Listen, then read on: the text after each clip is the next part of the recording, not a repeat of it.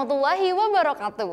Waalaikumsalam warahmatullahi wabarakatuh. Salam Om Swastiastu, nama budaya, salam kebajikan. Perkenalkan, nama saya Kania Riana Nisa. Selamat datang kembali di program Kata Kita.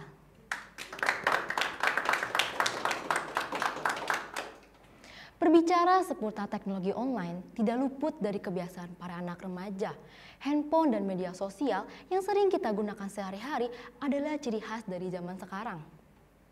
Dengan demikian, pembahasan yang akan kita bawa hari ini ialah serba-serbi online.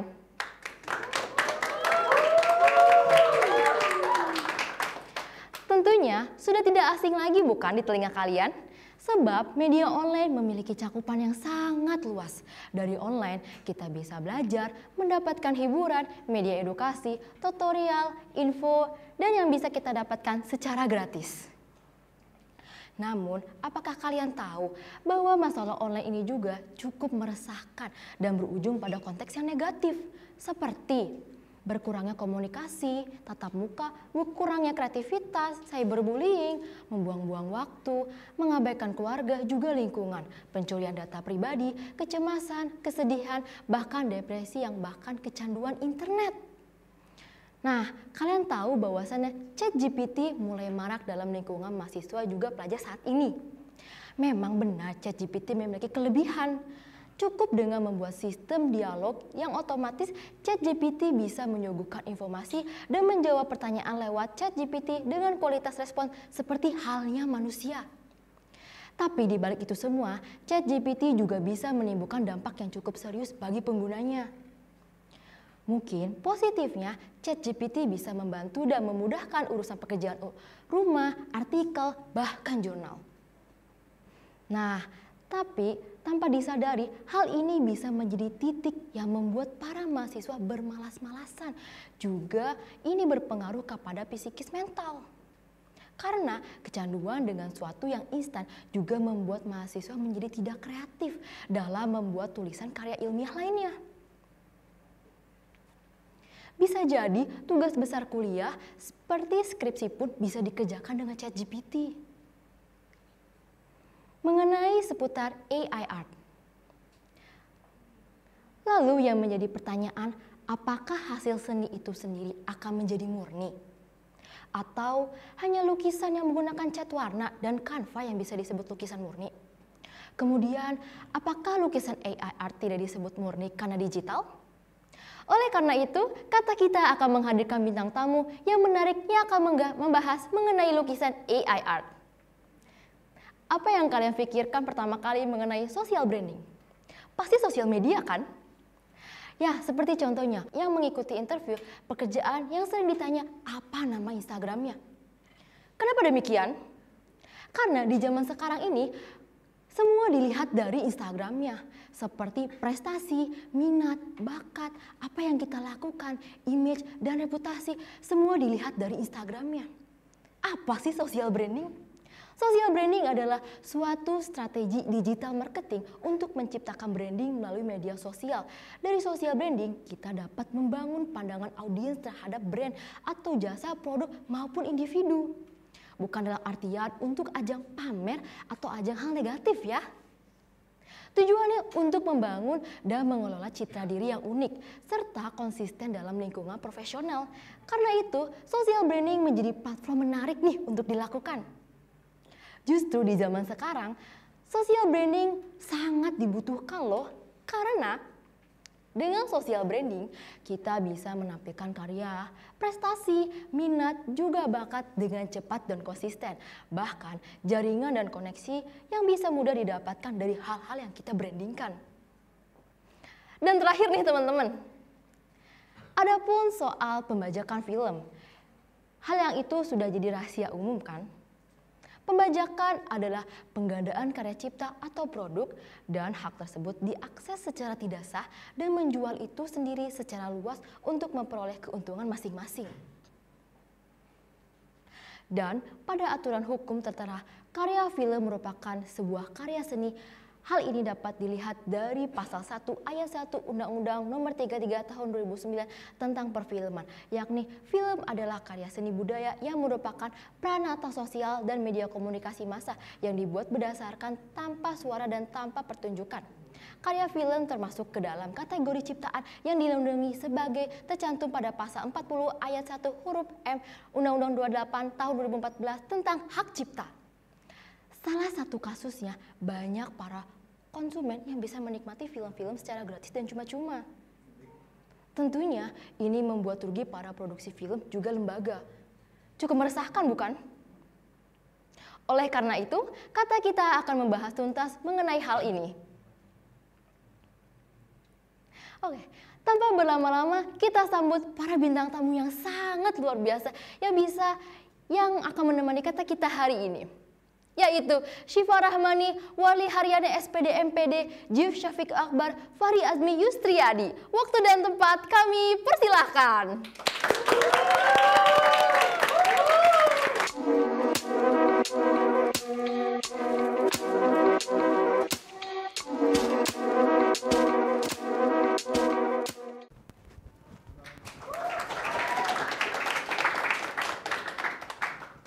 Halo teman-teman semua, tahukah Anda bahwa Indonesia menempati negara dengan urutan kedua terbawah dengan indeks baca terendah?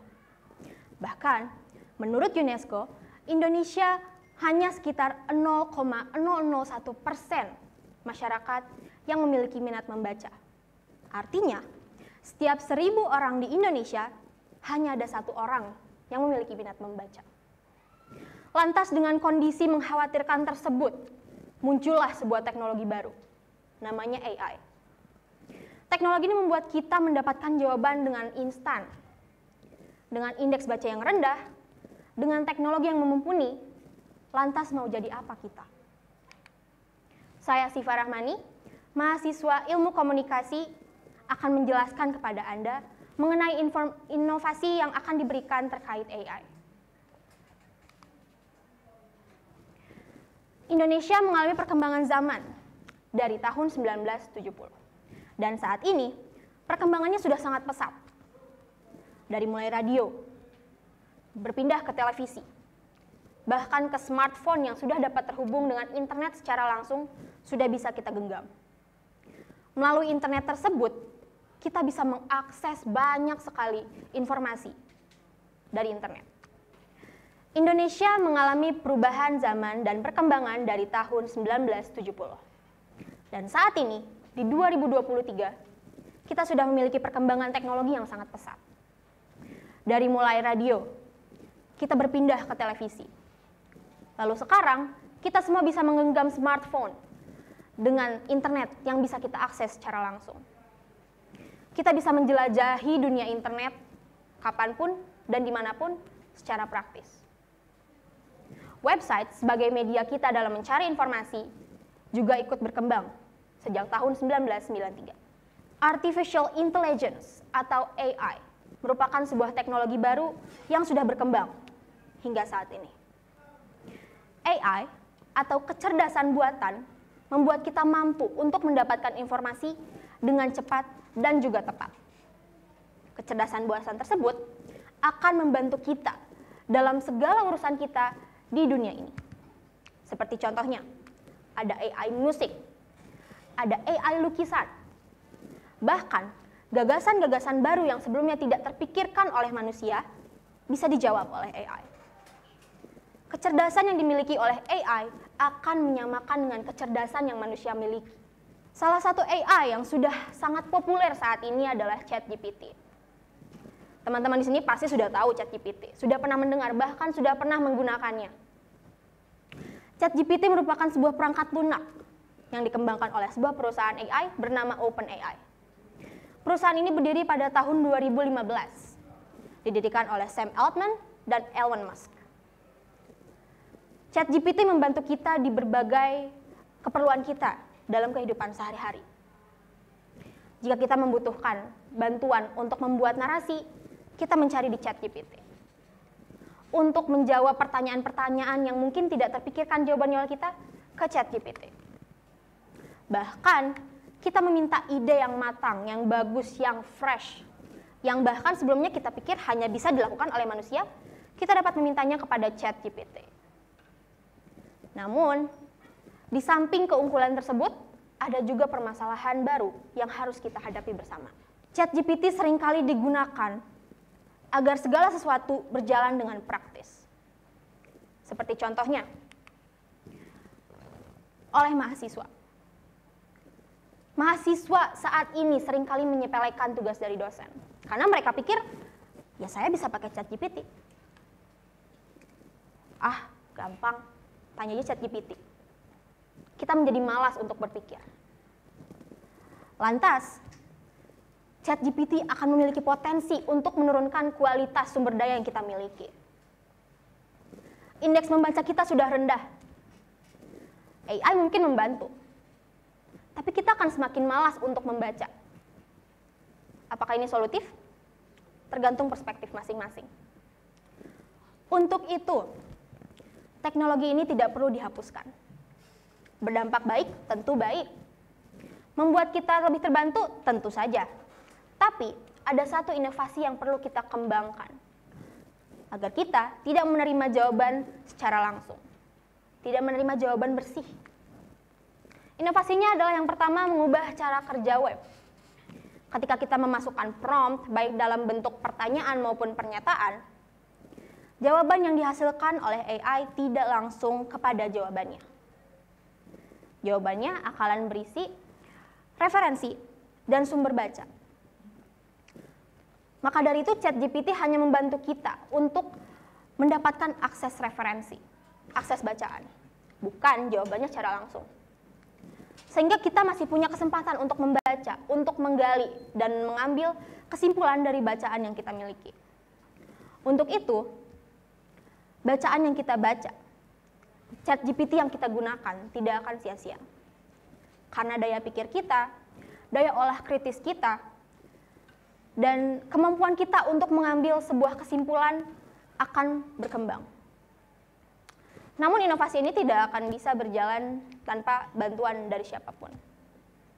Kita harus saling membahu, saling bergotong royong, untuk bisa memanfaatkan teknologi agar tepat sasaran dan memberikan manfaat yang signifikan.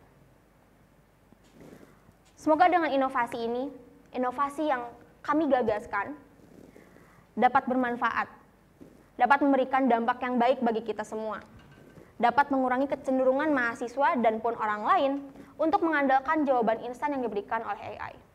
Sehingga hal tersebut dapat meningkatkan daya pikir dan daya olah mereka dalam menanggapi suatu hal. Saya Siva Rahmani, terima kasih.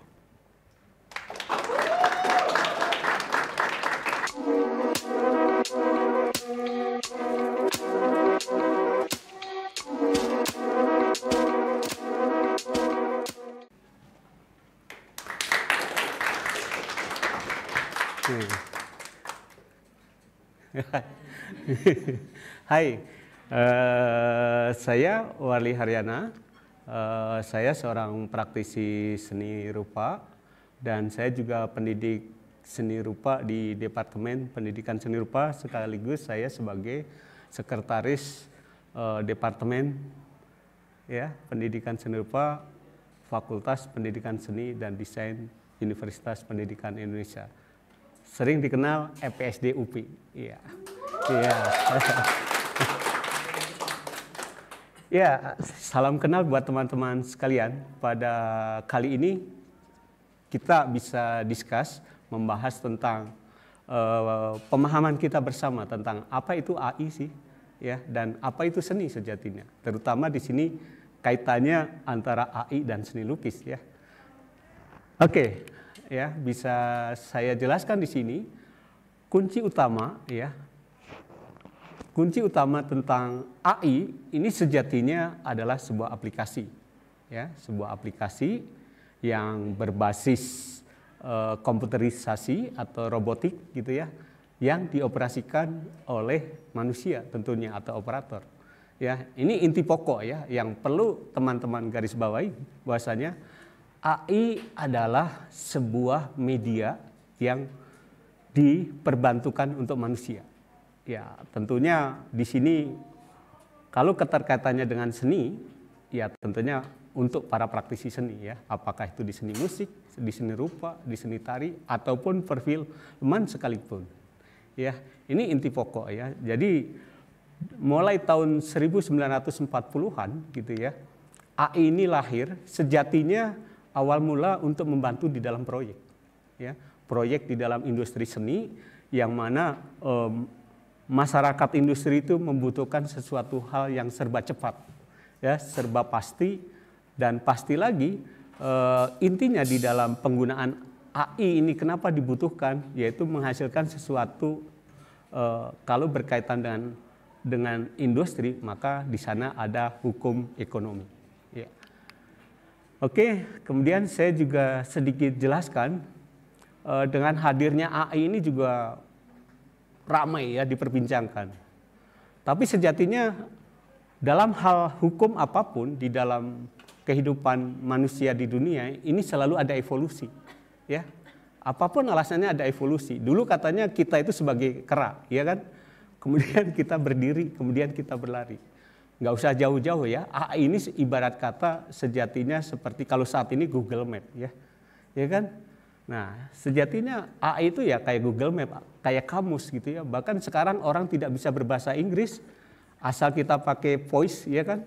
Nah, kita klik, maka kita bisa terjadi dialog. Saya sempat canda pada kawan saya, orang Perancis, saya bilang saya bisa hanya ngomong talihu, selanjutnya nggak bisa. Tapi saya akhirnya bisa mengetik banyak tentang kalimat bahasa Inggris untuk dia. Dia langsung heran. Sejak kapan kamu pandai berbahasa Perancis? Padahal itu Mbah Google yang membantu kita ditranslate kan. Nah ini kurang lebih seperti itu ya tentang AI ini teman-teman ya. Oke. Nah ini beberapa contoh ya saya wujudkan. Nah ini yang menurut saya menjadi sesuatu yang sangat berbahaya ya. Tapi mau tidak mau ya teman-teman dengan munculnya AI ini ya bisa ditangkap sesuatu hal yang menarik, bisa juga ditangkap sesuatu hal terobosan yang bisa menghancurkan banyak kesempatan dari para praktisi seni terutama. Kenapa tidak? Karena saat ini dengan hadirnya AI tinggal mengetik saya butuh misalkan di sini saya tampilkan Ken Dedes. Ken Dedes adalah seorang putri gitu ya, seorang istri raja. Tahun berapa ini, maka dia muncul di sana. Aksesorisnya apa? Dia karena dia seorang istri raja, maka aksesoris mahkota apa? Semua ada di sana. Ya, dengan barometer bisa dimulai dari sebuah bentuk arca. Nah ini otomatis. Kemudian lagi kita contohkan, misalkan di sini saya akan memanggil seorang tokoh masa lalu tentang tokoh Nusantara ya. Sekarang kan lagi kasusnya yang lagi hebohnya IKN ya. IKN itu sebenarnya sudah didirikan oleh Majapahit kan. Ya, Majapahit itu bisa menguasai seluruh Nusantara. Nah, wajah Gajah Mada itu seperti apa? Ya, kita hanya bercerita Gajah Mada yang lahir di ini sebagai seorang Mahapatih, maka muncul ini, ya. Tadi di perjalanan ya, saya dari rumah saya di Gunung menuju ke kampus UPI di Bandung, hanya waktu mungkin 20 menit, 15 menit saya bisa menghasilkan contoh karya foto saya sendiri. Karena diminta oleh saudari Vika, ya, Pak kirim foto. Saya kirim foto, saya pakai HP menggunakan AI. Ini tidak sampai 10 menit, saya bisa membuat seperti ini. Ini kan kurang ajar ya. Ya teman-teman, bagi saya kurang ajar. Karena apa? Saya membuat sketsa paling cepat 1 jam. Bisa 15 menit ya, tapi kalau orang yang berbayar cheaper ya, kalau berbayar yang ekspensif tentunya kita akan membuat sesuatu yang lebih serius kan. Nah ini sesuatu hal ya. Bahkan saya bisa membuat saat saya bayi ya, dengan wajah yang tua, saya bisa membuat hanya saya klik Warli baby, maka saya akan muncul wajah saya muda masa lalu gitu ya. Saya buat yang tua, saya buat drawing, saya buat sketsa, saya buat yang pop art segala macam. Bahkan ya ini yang kadang-kadang ditakutkan oleh banyak seniman. Kita bisa membuat lukisan misalkan gaya Van Gogh. Maka nanti lukisan kita akan muncul seperti yang apa kita arahkan. Contoh nyata di dalam teks juga kan sekarang sudah bisa ya. Misalkan di sini teman-teman tidak bisa berbahasa dengan baik gitu ya, maka kita cukup ketikkan saja kan. Sekarang sudah ada aplikasinya, betul tidak? Hanya dengan mengetik kemudian ada muncul. Ya pasti di sana sini pasti banyak kekurangan, tetapi yang pasti di sana mereka dikatakan AI ini sebenarnya adalah kecerdasan buatan. Kenapa kecerdasan buatan? Ya ada keterbatasannya. Contohnya dia hanya bisa ini suara orang mana gitu kan, orang Asia, orang Afrika, orang Eropa begitu ya. Nah, ini bisa dijelaskan kemudian usianya berapa, suaranya apakah laki-laki perempuan. Nah, dia tidak mungkin seperti seorang yang benar-benar ya, artinya real kita begitu. Ini contoh ya teman-teman untuk pandangan kita bersama bahwasanya AI sejatinya adalah sebuah aplikasi ya, sebuah aplikasi yang tujuan utamanya adalah untuk membantu kita ya. Nah, kemudian kita bahas sedikit ya, karena kita di sini harus pemahaman tentang seni. Seni sejatinya ya, teman-teman harus bisa memahami hal utama seni itu keterkaitannya dengan jiwa kita ya, curahan hati kita yang berkaitan dengan identitas kita atau branded kita. Bahkan bisa juga dengan seni kita bisa membuat branded suatu daerah, suatu bangsa. Maka teman-teman kalau berkarya, buatlah sesuatu karya yang memiliki ciri dari mana jati diri kita. Nah itu yang membedakan antara AI dan seni. Ya, karena apa? Di dalam karya seni ini ada sebuah proses di mana proses itu ada hasrat. Apa hasratnya? Antara rasa dan karsa. Artinya antara jiwa kita dan pemikiran kita menyatu. Sementara AI tidak bisa. Karena itu robotik, ya kan? Karena dia alat bantu. Artinya apa? Kalau dia kita ketok bicara, kalau kita diam, dia diam. Begitu. Ini contoh nyata ya. Kemudian di dalam proses berkesenian pasti ada ide dan konsep. Tujuannya untuk apa? Nah ini yang harus teman-teman juga perhatikan ya. Tujuan berkesenian tentunya di sana ada hubungan komunikasi antara sang seniman dan juga antara penikmatnya. Ya. Jadi maka sebelum karya itu dibuat, seorang seniman atau karya seni itu hadir, maka dibutuhkan sebuah observasi. Seperti teman-teman ini juga, Pak, kenapa sih AI kok tidak boleh dikatakan karya seni? Maka kita ramai-ramai berdiskusi, kita sama-sama memiliki kata-kata. Gitu ya.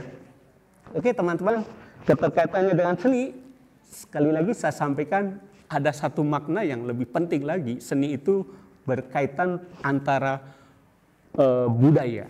Kenapa saya katakan budaya? Karena di situ ada budi yang artinya nalar kita dan ada daya yang artinya usaha kita. Usaha untuk apa? Seni itu dilahirkan untuk memenuhi hasrat kebutuhan hidup manusia. Nah, kurang lebih seperti itu teman-teman. Dan terakhir yang perlu saya sampaikan adalah tentang makna seni lukis itu sendiri. Ya. Sejatinya apa sih seni lukis? Ya, tadi sudah saya katakan kalau seni adalah ciptaan, ya proses ciptaan karsa manusia. Hierarkinya seni lukis itu adalah karya dua dimensi, ya, yang mana di situ mengandung unsur-unsur elemen di dalamnya ada garis, bidang, bentuk, ya, warna dan seterusnya. Secara hierarki, ya, seni ini memiliki keunikan. Apa keunikannya? Ya di dalam proses penciptaannya. Kenapa demikian? Karena di dalam karya seni tentunya teman-teman harus memahami sebuah seni itu adalah emosi jiwa sang seniman. Maka di sana ada ekspresi dan di sana tentu dibutuhkan sebuah ide gagasan dan pandangan tentang bagaimana kita merefleksi dunia saat ini atau dunia sekitar kita. Nah, itu perbedaan AI dan perbedaan seni ya. Nah, ini yang perlu saya sampaikan pada teman-teman ya. Tentunya mari sama-sama teman-teman bisa sambil merenungi apa fungsi seni tadi, kenapa harus ada proses supaya karya seni kita itu memiliki aura. Apa auranya? Supaya sang penikmat seni kita dia akan memahami atau paling tidak dia merenungi kenapa begini, warnanya kenapa, akhirnya akan terjadi dialog antara karya seni kita dengan penikmat kita. Maka itulah dikatakan seni itu bisa komunikatif dengan sang penikmatnya atau masyarakat. Begitu ya teman-teman. Kesimpulannya saya bisa pastikan bagi saya pribadi ya, kalau teman-teman ternyata merasa, oh Pak saya nggak setuju, silakan, nggak apa-apa. Berdasarkan pengamatan saya tadi, AI bukan karya seni. Karena sudah dijelaskan AI itu adalah media, tetapi bisa membantu para praktisi seni atau seniman gitu ya, yang notabene membutuhkan sebuah referensi untuk proses kreatif atau inovatif. Nah, ini yang perlu saya garis bawahi ya. Mungkin itu yang bisa saya sampaikan. Terakhir yang perlu saya sampaikan di sini adalah kenapa AI itu tidak dikatakan sebagai sebuah karya seni. Satu hal, sampai detik ini ya, sehebat apapun dari tahun 1940-an, AI tidak bisa menandingi fleksibilitas seorang seniman atau manusia di dalam berkarya. Ya, banyak hal tentunya teman-teman juga bisa. Sambil contoh, kita berkarakter di dalam sebuah adegan, tentu berbeda dengan karakter yang kita ambil dari foto. Sekarang ada aplikasi kan, foto kita ambil kemudian Freddie Mercury kita nyanyikan, gitu ya. Itu kan bisa, tapi kan tetap berbeda dengan kita yang real, begitu. Mungkin itu yang bisa saya sampaikan. Ya, terima kasih. Ya.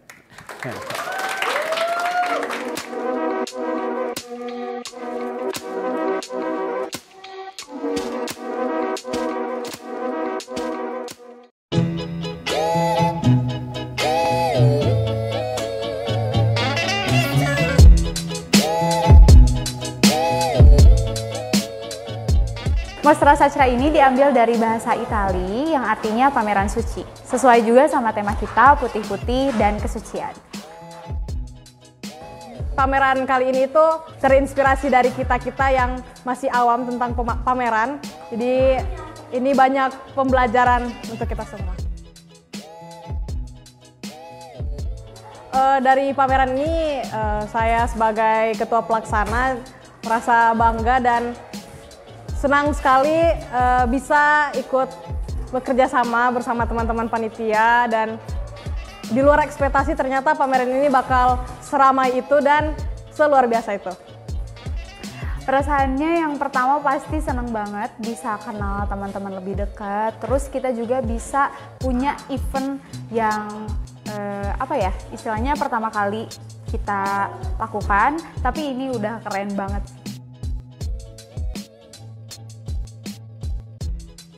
Kepada apresiator, teman-teman, dan dosen-dosen yang udah hadir ke pameran ini, beserta juga para panitia, terima kasih kerja kerasnya yang luar biasa dan bangga bisa mengenal kalian semua melalui pameran ini. Terima kasih banyak udah mengapresiasi karya-karya kita, walaupun kita baru semester 1 yang istilahnya masih newbie lah di fotografi ini, tapi makasih banyak banget buat kalian yang udah datang, terus kalian juga yang ngurus panitia-panitia. Semoga kalian sehat selalu dan kita bakal ketemu lagi nanti. Dadah!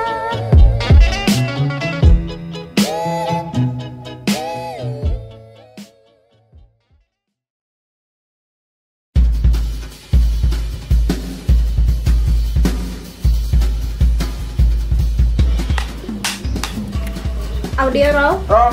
Set in. Kam. Baru pukulan datang. Oh bener meh. Action. Food vlogger banget.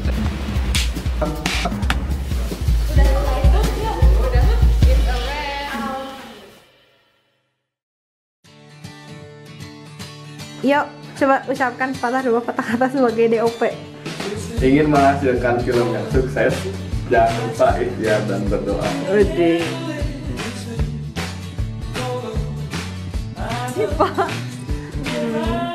Mantap. Dari Pak DOP. Assalamualaikum. Inside. Joss!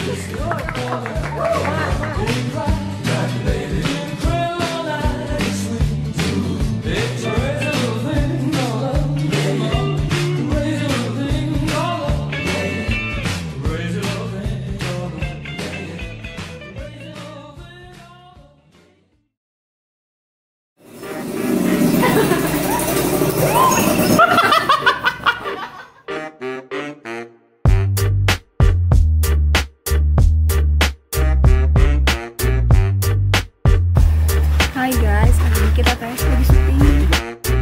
Guys, aku kurang tidur guys.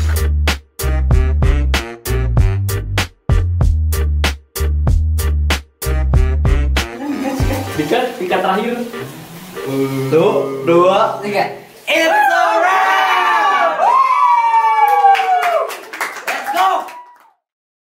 Ngomong goblok. Saya nggak bisa anjing.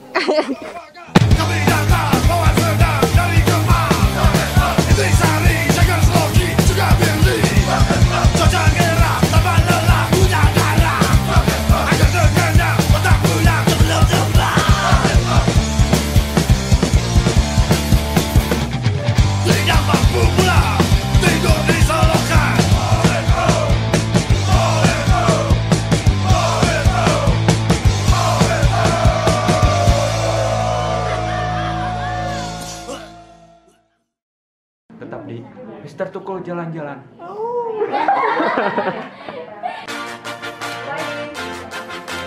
Nah, ngesorti aing main. Karena mana ini, Pak? Coba on mic.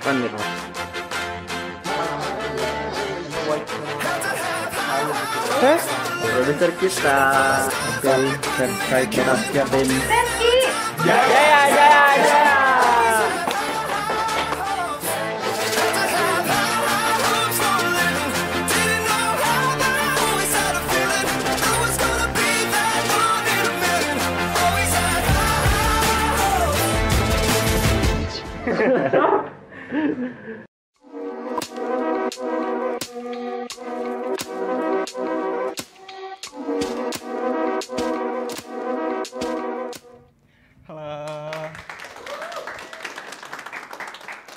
Halo semuanya, perkenalkan saya Juf Syafiq Akbar, bisa dipanggil Syafiq. Saya dari Duta Media Sosial Universitas Pendidikan Indonesia tahun 2022. Jadi di sini saya akan menjelaskan tentang meningkatkan kesadaran pentingnya personal branding di sosial media, tepatnya di Instagram. Gimana nih, kalian semua udah punya Instagram kan pastinya? Oke, jadi di sini saya akan menjelaskan tentang kegunaan sosial media. Yang pertama itu meningkatkan kesadaran tentang pentingnya personal branding di Instagram. Di sini pasti semuanya punya Instagram. Sebelumnya followers paling tinggi di sini ada berapa sih? Kalian berapa nih? Ada yang 20.000, ada yang 10.000, ada yang 1.000 mungkin ya. Oke, pastinya banyak banget ya. Jadi di Instagram itu ada yang disebut selebgram mungkin ya. Kalian semua tahu kan kalau sosial media itu yang di Instagram kalau misalnya punya followers yang banyak itu biasa disebut selebgram. Mungkin di sini semuanya pada pengen jadi selebgram kan? Kenapa enggak tuh? Oke, karena Instagram kita ini biasanya dipergunakan untuk social branding kita masing-masing dong ya tentunya. Di sini aku mau jelasin tentang kegunaan sosial media. Dan saat ini banyak sekali media sosial yang dijadikan sebagai media untuk personal branding. Salah satunya adalah Instagram. Karena media sosial kali ini di tahun ini itu banyak sekali, ada dari TikTok, terus ada YouTube, Twitter, banyak sekali. Dan dulu itu ada Pet mungkin ya, kalian semua mengenal Pet ya. Jadi dulu Pet itu cuma bisa nge-share momen-momen tertentu seperti foto dan videonya. Tapi dengan berlangsungnya waktu banyak gitu ya, muncul platform sosial media yang baru, yaitu ada yang namanya Instagram. Dunia ini sangat menyambut baik akan kehadiran Instagram kali ini karena Instagram itu adalah multimedia yang bisa dipergunakan untuk kita share foto, video, bahkan sekarang itu kita kan bisa share cerita. Namun cerita dari atau story Instagram mungkin ya biasa kita sebut, di situ itu kita bisa langsung membuatnya menjadi video reels. Mungkin sekarang juga lagi ngetrend ya short video seperti TikTok dan lain sebagainya, tapi di Instagram semuanya itu ada di dalamnya. Oke.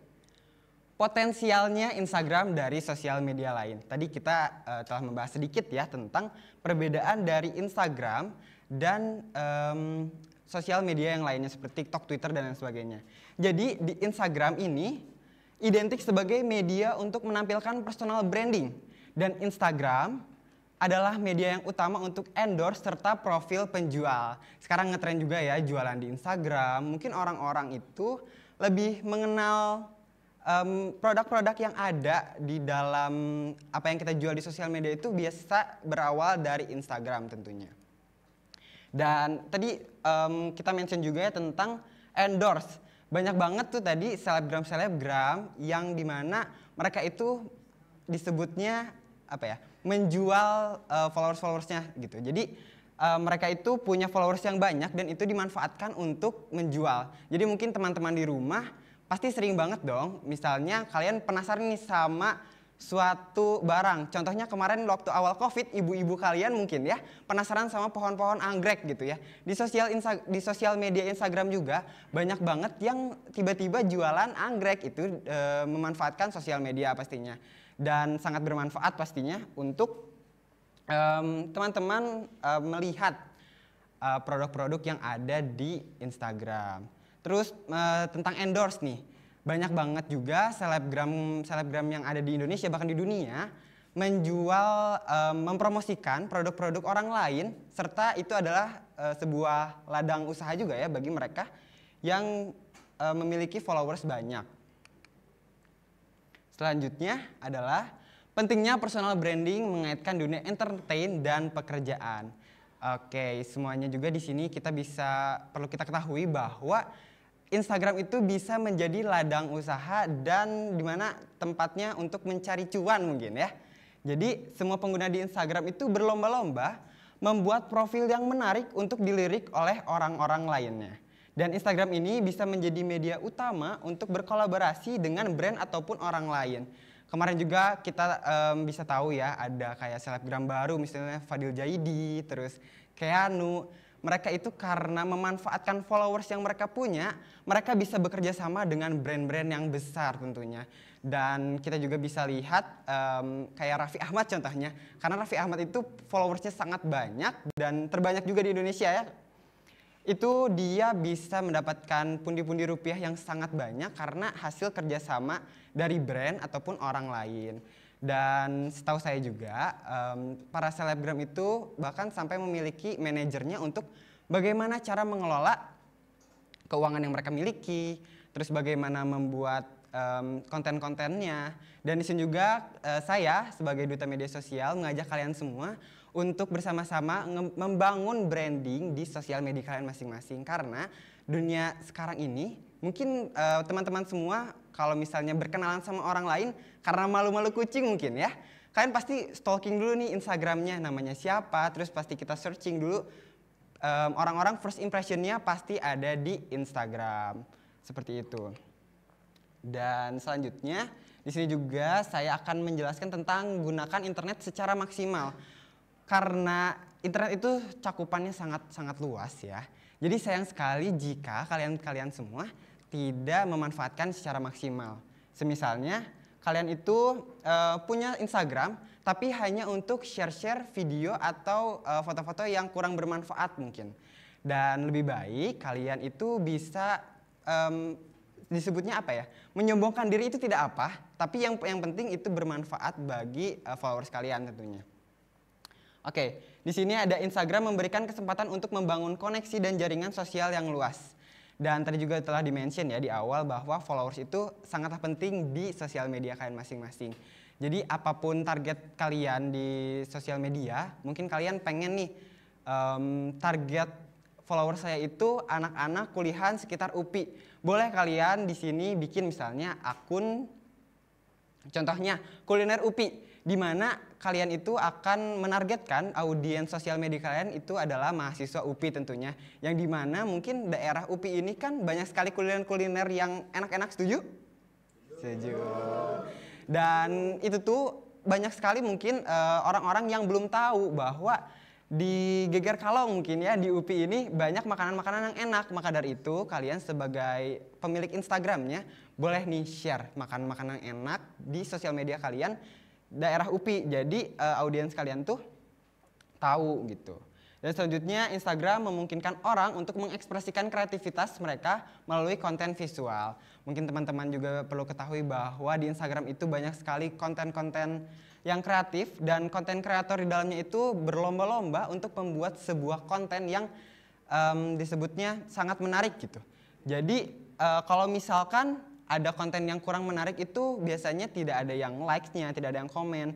Nah kalau misalnya teman-teman berkreativitas, membuat media-media yang cocok untuk di sosial media kalian itu diperbolehkan sekali karena itu adalah salah satu cara untuk personal branding kalian. Oke, dengan melakukan personal branding kita dapat membedakan diri dan menonjol di tengah persaingan yang ketat. Dan personal branding membantu kita membangun citra dan identitas yang kuat, konsisten, dan unik. Oke, di sini aku juga mau ngasih tips gimana caranya kalian untuk menaikkan followers kalian. Jadi yang pertama, buat konten semenarik mungkin. Selanjutnya, kalian itu harus tahu nih, audiens kalian tuh seperti apa, followers kalian tuh sukanya seperti apa sih. Dan yang pasti, kita itu harus membuat citra yang baik dari diri kita sendiri. Jangan sampai kalian mengumbar-ngumbar atau mengupload konten-konten yang kurang baik di sosial media. Karena kalian ini akan dilihat oleh followers kalian masing-masing gitu. Dan ini juga menjadi sebuah identitas, mungkin teman-teman di rumah juga bisa mengetahui bahwa kalau misalnya Instagram kita itu bisa mencerminkan diri kita sendiri tentunya. Dimana kalau misalkan kalian memiliki identitas yang baik di sosial media, semoga di kehidupan nyatanya juga kalian memiliki identitas yang baik. Jadi cerminan gitu di sosial medianya. Oke. Selanjutnya, personal branding juga membantu membangun kepercayaan dan kredibilitas. Sehingga memungkinkan kita untuk memperluas jaringan profesional, mendapat peluang kerja yang lebih baik, dan mencapai kesuksesan dalam karir kita. Personal branding juga membantu membangun kepercayaan dan kredibilitas sehingga memungkinkan kita untuk memperluas jaringan profesional, mendapatkan peluang kerja yang lebih baik, dan mencapai kesuksesan dalam karir kita.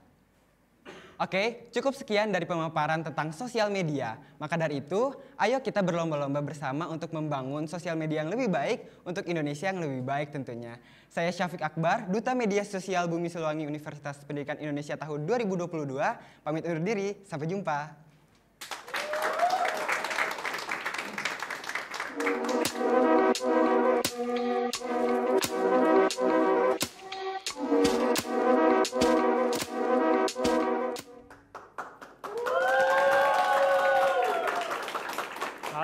Halo.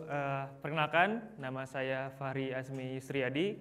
Saya adalah Ketua Umum Satu Layar periode 2020 sampai 2022. Di sini saya akan memberikan sedikit materi mengenai hal-hal yang bikin kayak ini lumrah banget atau mungkin kayak kita banyak banget ngeliat ini di masyarakat gitu, tapi ini sebenarnya salah banget gitu, yaitu pembajakan film.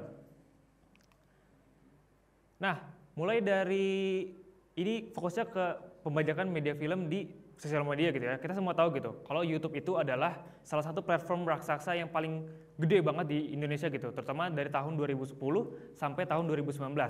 Tapi semakin lama YouTube ini makin redup gitu, karena kemunculannya salah satu platform yang ibaratnya kayak membuat inovasi yang sangat praktis gitu, yaitu namanya TikTok.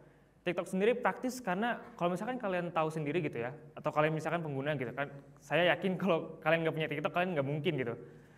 Pasti kalau kalian punya TikTok, kalian buka dan pasti langsung lihat, tinggal scroll aja gitu kan. Misalkan kayak gini, kalian buka HP kalian buka dan langsung kalian ada videonya gitu kan. Lain halnya dengan YouTube, kalau YouTube kan kalian harus buka ke apps-nya dan kalian kalau misalkan mau nonton full screen harus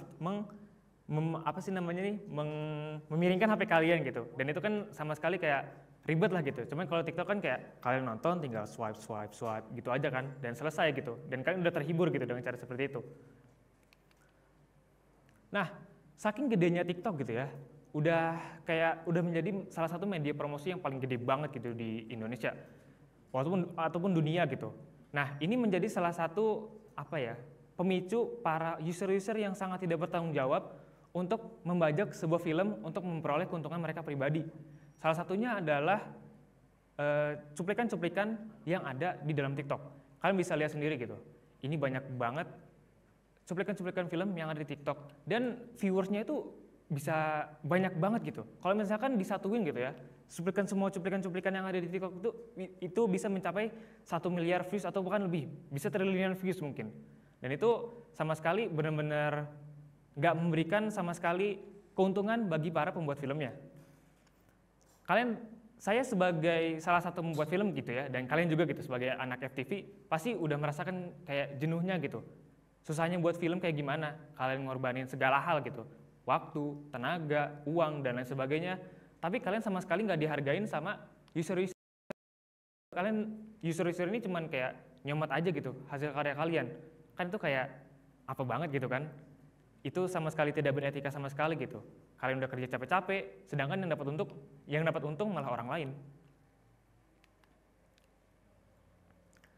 Nah, maka dari itu, kami ingin memberikan solusi untuk membuat user TikTok itu nyaman gitu, atau membuat inovasi baru lah, atau pengalaman baru, yaitu menonton film vertikal. Di mana film vertikal itu adalah film yang sederhananya adalah film yang berformat vertikal. Karena kalau misalkan kalian nonton film kan biasanya di sini gitu ya, atau mungkin di laptop, dan kalian ribet gitu lah, harus memutarkan HP kalian dulu. Sedangkan kalau vertikal ini sama aja kayak kalian nonton TikTok atau IG atau lainnya gitu. Kalian cuma buka dan nonton aja film gitu, seperti ini, dan gak usah miring-miring HP kalian. Itu sederhananya film vertikal. Cuman kalau misalkan dibilang susahnya bikin film vertikal, ya itu kalian harus mempelajari bagaimana cara blocking, gimana cara mengatur kamera dan lain sebagainya, cahaya dan sebagainya, agar tidak terlihat di kamera gitu. Itu secara rincinya lah gitu, secara produksinya. Nah, di sini ada sebuah platform, kami membuat platform yang bernama Vertifilm, di mana platform ini adalah sebuah aplikasi seperti Netflix, Viu, Disney Hotstar dan lain sebagainya yang berbayar gitu ya. Namun ini khusus untuk film vertikal, di mana nanti satu layar sebagai pionir untuk mengajak para anak aktivis kalian untuk mensubmit film-filmnya ke Vertifilm ini. Nah, di sini adalah satu layar, dan semoga satu layar itu menjadi ajakan kalian semua para anak TV dan juga sinias-sinias muda di luar sana untuk mensubmit film-filmnya di Vertifilm, dan semoga kalian bisa dapat distribusi yang besar. Dan gak usah khawatir, kalian pasti akan dapat royalti dari Vertifilm ini. Karena seperti yang disebutin saya tadi, kalau Vertifilm adalah situs atau aplikasi yang berbayar seperti Netflix, Disney Hotstar, dan lain sebagainya.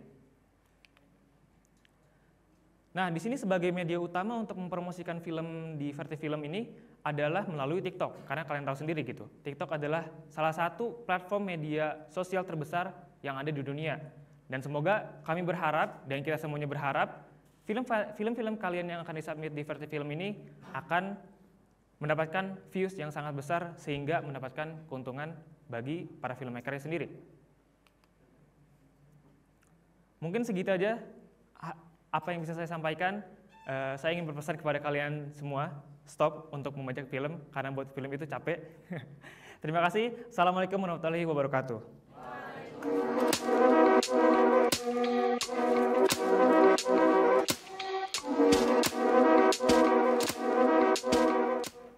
Wah, teman-teman, pembahasan yang tadi mereka sampaikan sangat menarik, bukan? Tepuk tangan dulu yuk. Nah, baik pembahasan ChatGPT, lukisan AI art, social branding, juga pembajakan film. Dengan adanya solusi yang menarik, pasti kalian bisa lebih berkarya kan? Kata kita jadi punya banyak insight baru nih seputar dampak positif, tapi juga banyak dampak negatifnya dari media online. Oleh karena itu, kita harus cermat dan cerdas dalam menggunakan media sosial. Karena jika salah, kita akan terjun ke dalam hal negatif, dan pada akhirnya kita yang akan menjadi kecanduan dengan negatifnya, pastinya sangat merugikan kita, bukan? Saya akan sedikit menarik kesimpulan nih teman-teman, mengenai materi yang tadi mereka sudah bahas. Secara tidak langsung, ChatGPT bisa menggantikan pekerjaan tenaga manusia, bisa mengurangi lapangan pekerjaan dan ketidakpastian ekonomi bagi banyak orang. Pasti hal itu bisa berdampak buruk yang berkepanjangan bagi kinerja manusia saat ini. Karena pekerjaannya tersebut sudah diwakilkan dengan adanya ChatGPT. Lalu munculnya kebiasaan yang menyebabkan ketergantungan karena ChatGPT bisa memberikan jawaban instan dalam hitungan detik dan mengurangi diskusi serta bertukar pikiran. Tentu, penggunanya akan menjadi malas berinteraksi dengan orang-orang dan kurang minat pada sumber-sumber asli seperti buku dan jurnal ilmiah karena merasa ada yang lebih instan. Nah, yang tadi Pak Warli jelaskan, ternyata karya lukis AI art juga lukisan yang memiliki esensi yang unik karena dalam prosesnya itu sendiri menampilkan imajinasi, ekspresi, juga visual yang beda dari yang lain. Walaupun begitu, karya AI art masih banyak diragukan loh teman-teman. Padahal hasil lukisnya begitu menakjubkan dengan sentuhan yang tidak bisa dilakukan dengan tangan manusia. Tidak seperti saat menggunakan kuas cat. Ini bisa dilakukan dengan cepat menggunakan teknologi yang satu ini. Pada akhirnya, rasa kepekaan seorang seniman bisa dilihat dari karya seninya. Kita pun bisa merasakan hasil dari AI art ataupun hasil lukis manual. Jadi tergantung pada pemikiran kalian. So, kalian tim yang mana nih? Tim AI art atau tim manual? Social branding. Dari yang sudah Kak Syafiq jelaskan, kita pasti bertanya-tanya, kenapa sih orang-orang melakukan banyak social branding? Tujuannya untuk membangun dan mengelola citra diri yang unik serta konsisten dalam lingkungan profesional. Karena itu, social branding menjadi platform menarik nih untuk dilakukan. Banyak juga pasti dari kalian, dan kamu pasti salah satunya kan? Social branding, kita bisa menampilkan karya, prestasi, minat, juga bakat cepat dan konsisten. Bahkan jaringan dan koneksi juga bisa mudah didapatkan dari hal-hal yang kita brandingkan. Wah, kalau kita bahas lebih banyak, pasti nggak akan cukup nih teman-teman. Intinya, kita akan membangun kepercayaan orang-orang lain dari social branding yang kita social brandingkan di diri kita sendiri. Oh iya teman-teman, terakhir nih, permasalahan soal film ternyata sudah dibahas juga. Jadi, film bisa dipecahkan dengan adanya vertifilm atau yang bisa disebut sebagai vertical film. Atau menariknya, ternyata frame seperti apapun bisa menjadi sebuah karya film loh, bisa menjadi sebuah karya dengan cara ini juga sebenarnya mereka bisa memberikan film alternatif dan tentunya platform TikTok bisa menjadi peluang besar loh untuk melakukan promosi pada film. Namun sayangnya, ternyata hal tersebut membuka peluang juga untuk para pembajak film melalui potongan konten yang dihadirkan. Tentunya akan merugikan banyak rumah. Teman-teman, ini sangat meresahkan bukan? Baik teman-teman, tidak terasa nih sudah di penghujung acara. Kami segenap tim mengucapkan maaf bila ada salah. Dan terima kasih sudah menonton dan menyaksikan program Kata Kita. Saya Kania Riana Nisa, pamit undur diri. Sampai berjumpa di acara kita selanjutnya.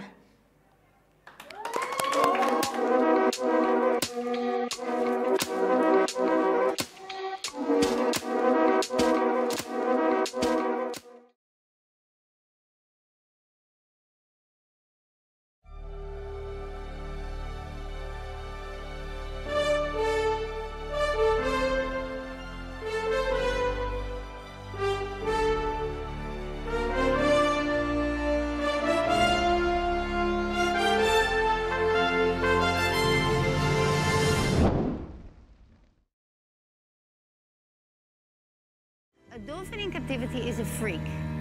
He's becoming a freak. Mentally, the dolphins get disturbed.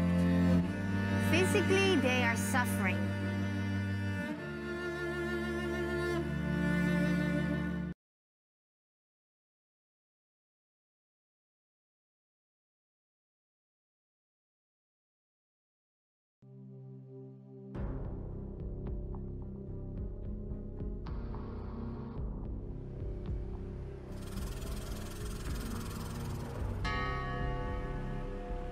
Kalau di mata keluarga, dia itu sangat bertanggung jawab dan tidak ada yang aneh-aneh. Karena saya pakai dinas, saya masih bawa sangkur. Ngapain bawa pisau? Enggak kok Bu, kata saya pegang sangkur saya. Lagi baru saya bilang enggak, ibunya itu balik kanan, teriak dia. Nggak tahu tiba saya replik, dia mau lari, saya ambil pakai tangan kan. Dia ketangkap baunya ke ini, pisau yang saya pegang tadi udah langsung otomatis saya cabut. udah ketusuk sama dia. Saya udah nggak tahu harus gimana, mungkin udah kesetanan atau apa.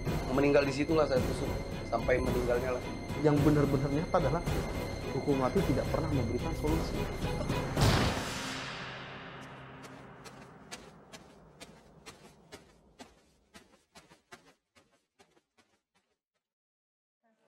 Sayang Adul, aku sayang Adul, karena Adul, aku cinta Adul.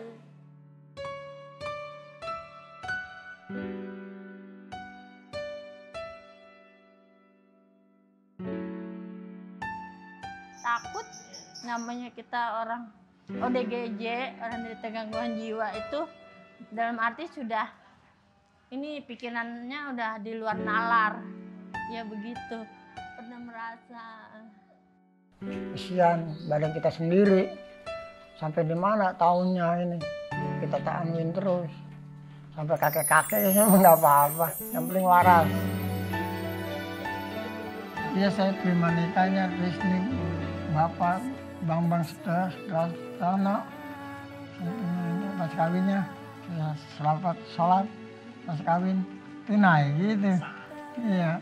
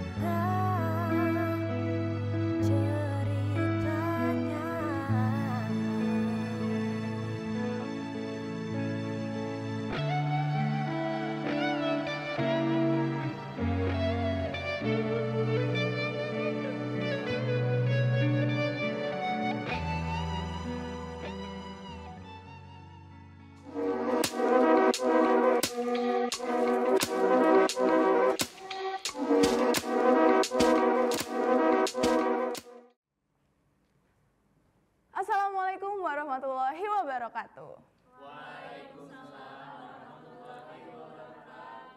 Om Swastiastu, Namo Buddhaya, salam kebajikan. Perkenalkan, saya Naila Diva Intan dan selamat datang di Kata Kita. Program Kata Kita kembali hadir kepada teman-teman semuanya untuk menyaksikan inovasi istimewa yang akan dibawakan oleh pembicara-pembicara yang tidak kalah istimewa juga tentunya. Nah, teman-teman, berbicara mengenai budaya di Indonesia, Indonesia memiliki beragam kebudayaan, bahasa, tradisi, dan logat-logat dari seluruh daerah yang tersebar di seluruh penjuru Nusantara. Keberagaman yang ada membuat masyarakatnya terbuka akan perbedaan, sehingga memicu adanya toleransi yang tinggi terhadap setiap perbedaan yang ada. Teman-teman sekalian, pasti kalian memiliki teman yang latar belakang kebudayaannya berbeda dengan kalian, bukan? Nah, hal itu merupakan salah satu contoh tingginya toleransi kita bangsa Indonesia. Karena sejak kita kecil, kita sudah hidup di lingkungan yang berbeda-beda, sehingga kebiasaan menerima kebudayaan baru sudah tidak asing lagi di kehidupan kita. Walaupun dengan banyaknya perbedaan, kita masih dapat bersatu loh dan mengerti satu sama lain dengan bahasa Indonesia. Teman-teman di sini mungkin berasal dari daerah-daerah yang berbeda, bukan? Namun kita disatukan di sini dalam acara Kata Kita menyaksikan bagaimana cara kita melestarikan budaya Indonesia. Mungkin bisa kita mulai dari contoh budaya berbusana identik bangsa Indonesia, yaitu batik. Batik secara etimologi berasal dari gabungan kata amba dan titik, yang berarti membuat titik dalam bahasa Jawa. Dilansir dari situs resmi UNESCO, batik layak diakui di dunia karena batik Indonesia dibuat dengan teknik, memiliki simbolisme, dan budaya yang dianggap sangat melekat dengan kebudayaan Indonesia. Sehingga batik dapat menjadi suatu identitas dari sebuah daerah atau negara. Mungkin kalian pernah dengar batik-batik dari Solo, batik dari Semarang, batik dari Jawa, dan batik dari daerah-daerah Indonesia yang memiliki identitasnya tersendiri, bukan? Nah, keindahan batik mulai dikenal hingga ke kancah luar negeri. Tidak sedikit loh negara yang mengapresiasi batik, bahkan banyak warga negara asing yang membeli batik sebagai buah tangan dari Indonesia dan dipakai di negara asalnya. Dan mungkin kalian juga banyak menemukan warga negara asing atau WNA yang mengenakan batik saat di acara formal. Nah, teman-teman, mari kita bergeser sedikit ke kebudayaan seni bermusik. Siapa sih yang di sini yang tidak suka musik? Nah, kita mulai dari sejarah masuknya musik di Indonesia kali ya. Seni musik awal masuk ke Indonesia itu di masa kolonialisme atau masa penjajahan. Seni musik dibawa oleh pedagang Arab dan diperkenalkan ke Indonesia pada masa masuknya pengaruh Islam. Indonesia memiliki berbagai macam alat musik tradisional yang tersebar dari Sabang hingga Merauke. Seperti gendang, angklung, sasando, dan masih banyak lagi. Mungkin teman-teman di sini pernah bukan belajar alat musik saat di sekolah? Nah, itu merupakan salah satu untuk melestarikan kebudayaan kita nih di sekolah. Nah, alat musik tradisional juga kerap digunakan untuk mengiringi pertunjukan pentas, seperti pentas drama, kabaret, dan pertunjukan wayang. Berbicara mengenai teater, awal mula seni teater dikenal di Nusantara itu dimulai pada zaman Hindu. Hal ini ditandai dengan adanya unsur-unsur teater pada pelaksanaan upacara kebudayaan dan keagamaan. Seni pertunjukan semakin berkembang hingga saat ini dan masih memiliki banyak peminat. Karena banyak sekali loh jenis-jenis pertunjukan yang unik dan menarik. Dengan kisah yang menarik juga. Biasanya pementasan teater mengangkat tentang kisah sejarah di masa lalu atau legenda masyarakat, cerita anak, dan berbagai kisah lainnya. Biasanya seni teater juga mengangkat kisah dari film-film nih teman-teman. Namun, seiring dengan berjalannya waktu dan seiring dengan berkembangnya zaman, budaya-budaya yang ada mulai dilupakan oleh para masyarakatnya. Maka dari itu, apakah ada hal yang dapat kita lakukan agar budaya Indonesia terus dilestarikan oleh generasi muda? Tentunya ada, teman-teman. Hal ini akan menjadi topik pembuka kita di program Kata Kita. Dan tanpa basa-basi lagi, mari kita sambut Dimas Pandawa, Quina Bel Antonieta, Latifah Indah Nur Azizah, dan Shelfira Alia.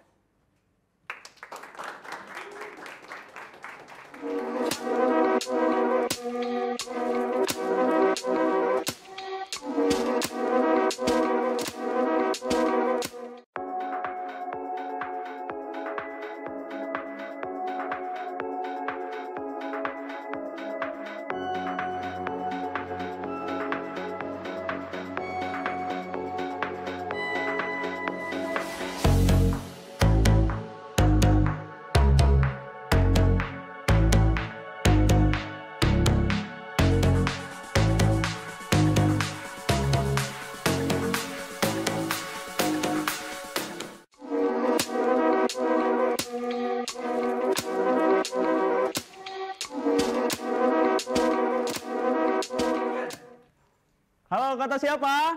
Kata kita. Tepuk tangan dulu buat semuanya. Luar biasa ya teman-teman. Jadi teman-teman kenalin, nama aku Dimas Pandawa, umur 21 tahun. Sekarang tinggal di Kota Bandung. Bukan di Mekah ya, di Kota Bandung. Nah, sekarang aku menjabat sebagai founder di Sekolah Budaya Adhikari. Dan mungkin sebagai putra daerah, aku sadar akan beberapa perkembangan dan kekurangan atau kendala yang ada di Kota Bandung, khususnya di anak-anak dan para remaja. Oke, ini mungkin singkat foto-foto kegiatan yang mungkin melibatkan anak-anak dan para pemuda.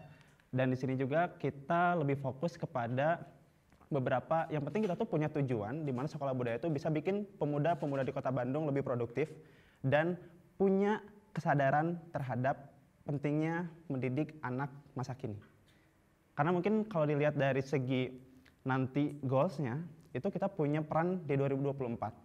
Di mana nanti anak-anak di usia yang sekarang itu akan memimpin kita, para manusia-manusia tua. Mungkin ya, 5 tahun ke depan. Nah, maka dari itu aku bakal memperjelaskan beberapa poin-poin yang aku akan bahas, yaitu salah satunya mungkin ada di isu viral, terus remaja, ke sekolah budayanya tuh kayak gimana, terus anak-anak tuh lebih, apa sih yang harus dibutuhin sama anak-anak tuh. Tertarik? Kalau nggak tertarik aku pulang. Nah, pada saat ini remaja dan anak-anak lebih tertarik pada hal yang merujuk pada suatu pengakuan. Oke, sekarang tuh lagi viral-viralnya Bandung Boys, kayak gini, kayak orang-orang tuh kayak lebih banyak nongkrong, terus lebih kurang produktif kegiatannya. Mungkin sebagian oknum geng motor atau oknum-oknum yang sering tawuran di beberapa pelajar. Nah, itu tuh adalah salah satu target kita. Salah satu orang-orang yang pengen kita doktrin supaya mereka tuh bisa terlibat di sekolah budaya. Tujuannya buat apa? Peduli sama anak-anak, itu aja. Oke, lanjut. Hilangnya kesadaran pemuda akan kepeduliannya terhadap anak-anak yang akan berdampak di masa depan. Nah, ini poin penting yang aku bakal bahas secara menyeluruh. Anak-anak itu bakal memimpin suatu saat kita di masa tua. Kalau kita nggak melek sama mereka, kalau kita nggak peduli sama mereka, nggak tahu sih, nggak kebayang seberapa hancurnya hidup kita kalau misalkan pemimpin kita itu rusak. Sekarang lebih banyak ya anak-anak yang mungkin anak tetangga, adik-adik kalian, atau mungkin ada yang nikah, anak kalian lebih fokus pada main gadget, kayak lebar banget ya. Kayaknya mending ngarahin ke kegiatan produktif. Salah satunya melek akan budaya. Oke, Bandung sendiri 50% penduduknya sudah berasal dari luar daerah. Namun Bandung masih menjunjung tinggi budaya Sunda. Nah, tadi sebagai putra daerah aku sadar kalau misalkan kelebihan kita adalah beribu-ribunya suatu kultur di suatu desa, pelosok. Nah, orang-orang itu adalah suatu target kita. Jadi kalau misalkan kita bikin program, itu salah satunya pengabdian desa. Terus kegiatan-kegiatannya lain adalah melibatkan sahabat yatim dan duafa untuk diikutsertakan di kegiatan kita. Kenapa harus anak-anak, Kang? Kita tahu kalau misalkan anak-anak itu butuh bimbingan dan arahan. Kalau lepas dari pegangan kita, nggak tahu sih mereka bakal dibimbing sama siapa. Itu sih. Oke, Sekolah Budaya Adhikari, komunitas yang dibuat oleh pemuda dan pemudi Bandung untuk melestarikan budaya terutama di daerah Bandung. Programnya tadi pengabdian desa, selama 7 hari di pelosok-pelosok, kita selalu mencari beberapa hal-hal masalah yang mungkin menjadi acuan di budaya. Contoh waktu itu, kita tuh lagi pengabdian di desa, pengabdiannya tuh selama 7 hari, terus kita selalu bikin kultur di mana ketika kita masuk kita harus menyanyikan lagu Manuk Dadali. Wah, itu ekspektasinya kira kita tahu ya semuanya bakal heboh. Ternyata, wah, sama sekali gak ada yang tahu dan belum pernah dengar lagu itu.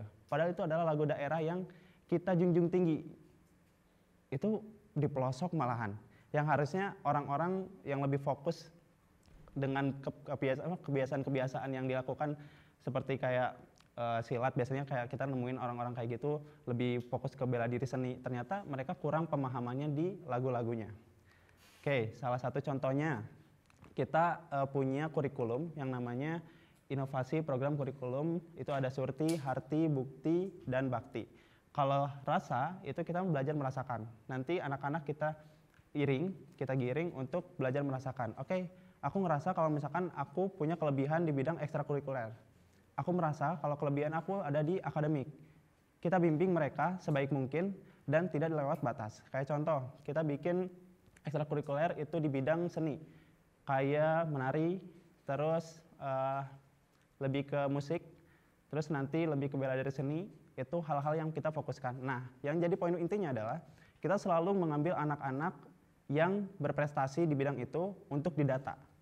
Kita punya point to the list di Kemenpora, dinas-dinas yang emang berhubungan dengan bidang tersebut.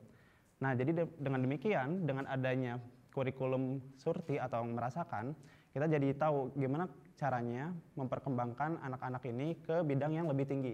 Misal diikutsertakan di lomba-lomba nasional atau di dinas kepemerintahan. Nah, kita selalu libatkan anak-anak yang hasil dari pengabdian 7 hari kita. Terus memahami arti. Kita sebagai manusia pasti bisa merasakan kalau kita nih nggak bisa ngerasain atau nggak bisa ngerasain satu sama lain, kadang jatuhnya jadi lebih ke kasus bullying. Kalau hal-hal kayak gitu sering kita dapat di waktu pengabdian. Kayak anak-anak ini circle-nya lebih banyak nih, kumpulannya lebih banyak. Ternyata anak yang ini 1 orang. Nah, si anak ini tuh lebih condong untuk tidak aktif di lingkungannya. Karena dia lebih berkubu. Takut gitu ya, takut karena gabung sama itu aja kayak, kalau bahasa kita insecure kali ya. Kayak mungkin lebih ke anak-anak tuh harus melek sama arti dari kurikulum Harti, memahami. Terus kita lebih ke bukti, melakukan. Nah, tadi kita mengadakan beberapa kurikulum eskul, itu kita harus belajar membuktikan apa yang mereka lakukan, apa yang harus mereka lakukan. Terus juga bakti, hidup bersama.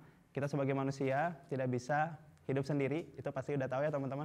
Pasti kita bakal ketemu sama teman-teman yang baru, teman-teman yang lama, kita harus berdampingan. Nah, itu yang kita terapkan. Oke, ini ada cerita unik dari beberapa perjalanan aku selama 4 tahun fokus di bidang relawan. Kenapa harus anak-anak dan pemuda yang terlibat? Aku pernah terlibat di kegiatan, diundang nih sama teman-teman. Mungkin ini lebih ke anaknya tuh, teman aku, orang yang berada. Terus dia ngundang anak sahabat yatim dan duafa. Terus akhirnya datang ke kegiatan itu. Terus sebenarnya aku bertanya-tanya, buat apa sebenarnya ngelibatin di kegiatan dia ada sahabat yatim dan duafa. Ternyata dia tuh pengen si anak-anak tuh ikut juga kegiatannya. Cuman sekedar hal itu. Tapi pas aku datang, kebayang nggak? Di depan tuh anak-anak dari tamu undangan, anak-anak orang tua dari tamu undangan, di belakangnya orang tua dari tamu undangan. Kalian tahu di belakangnya lagi siapa? Sahabat yatim dan duafa. Kalau poin intinya adalah, yang saya lihat adalah, ngapain ngundang sahabat yatim dan duafa, tapi kayak dia tuh jatuhnya udah hadir buat ngeliatin kebahagiaan yang belum dia dapat. Ngeliatin orang tua sama anaknya lengkap. Nah, dari hal itu aku sadar kalau sekolah budaya itu hadir dengan kelengkapan hal yang kita butuhkan. Kenapa fokus ke sahabat yatim dan duafa, terus orang-orang yang pelosok, karena mereka lebih membutuhkan.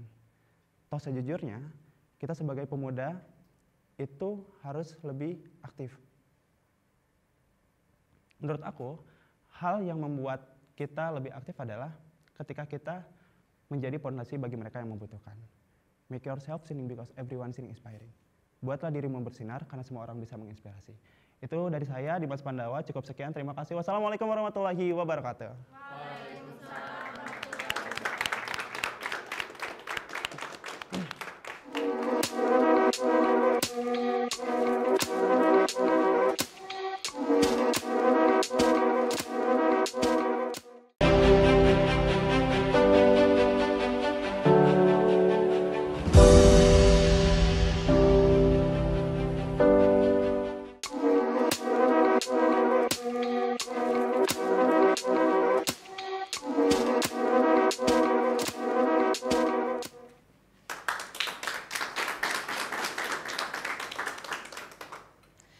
Hari ini saya akan membuka pikiran kalian tentang menanam stigma batik sebagai budaya berpakaian sehari-hari. Sebelumnya, perkenalkan saya Queen Abela Antoinette Safira, winner Indonesia's Girl 2021, dan saya juga sebagai model Potensi Batik Indonesia. Kita semua tahu batik Indonesia adalah salah satu aset budaya Indonesia yang sangat berharga. Dengan sejarah yang panjang, batik di seluruh dunia termasuk Indonesia memiliki perkembangan yang sangat signifikan. Motif-motif unik batik dan estetika yang dihasilkan oleh batik telah menghasilkan di banyak sisi dunia fashion Indonesia. Kita semua juga tahu di zaman sekarang ini masyarakat Indonesia telah menjadikan batik sebagai bagian dari banyak aktivitas kehidupan seperti di sekolah, acara pernikahan, dan sejumlah acara-acara formal lainnya juga. Nah, stigma batik yang dipakai hanya untuk acara formal ini Sayangnya, batik masih dianggap sebagai pakaian formal yang hanya dipakai di hari-hari penting seperti lebaran, pernikahan, dan hari-hari penting lainnya. Seperti ketika mendatangi pernikahan orang lain serta acara formal lainnya atau mengikuti peraturan sekolah yang mewajibkan memakai seragam di hari yang ditentukan. Sehingga esensi penggunaan batik seolah sudah tertanam bahwa batik kurang tepat untuk digunakan sebagai pakaian casual atau style sehari-hari. Batik serempak digunakan ketika hari-hari besar seperti hari lebaran, hari pahlawan, atau merayakan hari batik itu sendiri. Seakan masyarakat menjadi segan untuk membiasakan memakai pakaian batik. Sekalinya batik dipakai di luar cara formal, biasanya itu bentuk ketidaksengajaan seperti motif batik yang hadir di sarung atau kain-kain tradisional yang umumnya dipakai di dalam rumah. Jadi, oleh karena itu, Queen di sini mempunyai inisiatif menggelar acara untuk meningkatkan kesadaran bahwa batik dengan desain modern atau tradisional pun sudah seharusnya diterima oleh remaja masa kini atau masyarakat untuk dijadikan gaya berpakaian sehari-hari dan memutuskan stigma buruk tadi. Saya sendiri memiliki pengalaman pribadi fashion show dengan kain-kain batik yang memiliki desain-desain yang sudah modern. Jadi saya pikir batik ini bisa dijadikan untuk gaya berpakaian sehari-hari. Dalam menghadapi era globalisasi dan modernisasi, batik sebagai simbol kebudayaan Indonesia terus harus berinovasi dan mengikuti perkembangan tren fashion yang disukai oleh generasi muda. Menyasar kepada remaja-remaja Indonesia, generasi muda memiliki potensial dan peluang untuk membuat kebiasaan baru sekaligus memutus stigma di masa yang mendatang. Mengambil contoh dari Citayam Fashion Week yang sempat muncul di kalangan remaja muda dan menjadi viral, Bandung juga bisa membuat acara yang sedemikian rupa dengan mengambil batik sebagai tema dari fashion show tersebut. Contohnya sebagai Braga Batik Fashion Week. Salah satu tempat yang menjadi ikon di Bandung dan sering dijadikan tempat wisata dari masyarakat luar Bandung maupun lokal dari berbagai tempat adalah Braga itu sendiri. Batik Braga Fashion Week, acara ini akan digelar seminggu sekali di Jalan Braga menjelang siang sampai malam sekitar jam 7 sore. Kami, komunitas Putri Remaja Jawa Barat, akan mengawali gerakan ini, kemudian tidak lupa juga akan mengajak orang-orang yang bergerak di dunia fashion di Bandung tentunya. Acara ini diharapkan akan terus berlanjut dan di branding sebagai acara yang ditunggu dan memiliki audiens yang setia. Pastinya sesuai dengan nama acaranya, partisipasi yang meramaikan acara ini diwajibkan menggunakan batik dan dengan aturan yang tidak membebankan sehingga para partisipasi dapat berekspresi lebih leluasa. Gelarnya acara untuk para pemuda di Bandung ini diharapkan untuk bisa memberikan impact atau efek domino di dunia fashion batik Indonesia di kalangan remaja dan berdampak ke segala usia sampai ke seluruh dunia. Fashion Week identik dengan improvisasi sehingga jauh dari nilai formal. Acara ini menjadi upaya kami untuk mengurangi stigma bahwa batik hanya hadir di tengah-tengah kata formal. Terima kasih.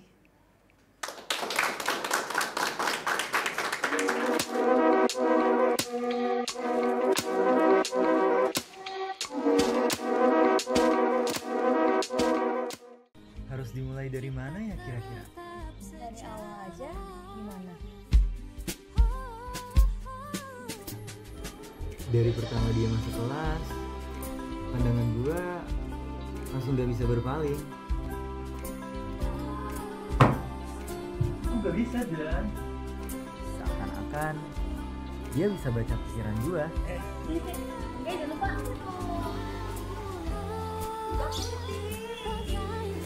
Udah hujan lagi. Apa dia? Gak ada yang lihat juga kok. Dilipet coba. Udah coba dilipet tuh lihat. Tetep robeknya. Aku mau kalau kayak gini. Gatila.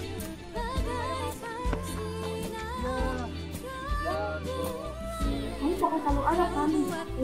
Jadi ada yang mau kamu ngomongin? Pergi!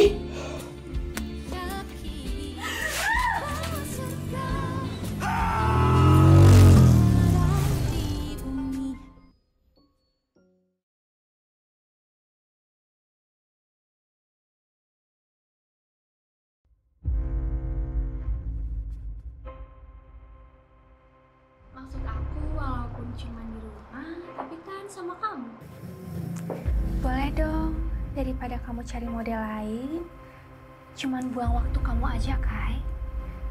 Setelah itu, kamu kan bisa cari model lain di huruf yang selanjutnya.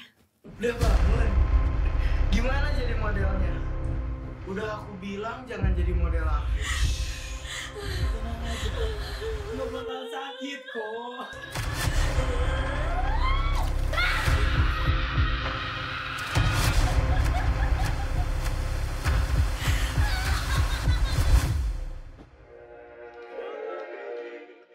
Pandang senyum manismu.